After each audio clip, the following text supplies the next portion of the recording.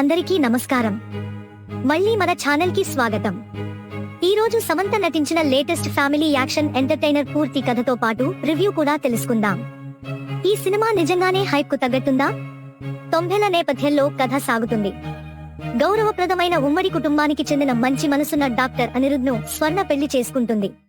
కానీ కొత్త ఇంట్లో అత్తింటివారి నుంచి స్వాగతం మాత్రం అంత సులభంగా దక్కదు. అందరి మనసు గెలవాలని ప్రయత్నించే స్వర్ణ తన గతంలోని ఓ ప్రమాదకరమైన రహస్యాన్ని దాచిపెడుతుంది.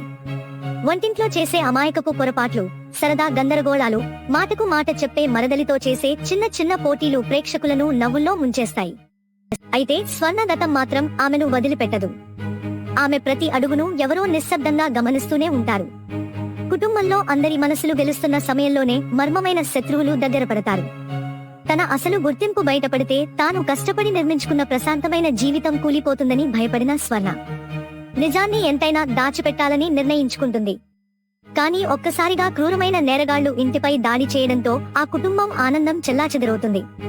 అందరూ భయంతో చూస్తుండగానే మౌనంగా ఉండే కోడలు స్వర్ణ ఒక్క క్షణంలోనే భయంకరమైన యోధురాలిగా మారుతుంది. తన అద్భుతమైన ఫైటింగ్ స్కిల్స్ తో గుండాలను చిత్తు చేస్తూ అందరినీ షాక్కు గురిచేస్తుంది. ఇక తన రహస్యం బయటపడిన తర్వాత స్వర్ణ తన గతం వెనుక దాగి ఉన్న బాధాకరమైన నిజాన్ని వెల్లడిస్తుంది.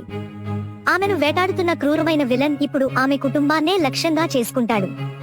ఒకప్పుడు తనను అంగీకరించని ఆ కుటుంబాన్ని కాపాడటానికి స్వర్ణ ప్రాణాలనే పణంగా పెట్టి ఉత్కంఠభరితమైన పోరాటాలు, చేస్ సన్నివేశాల్లో శత్రువులను ఎదుర్కొంటుంది.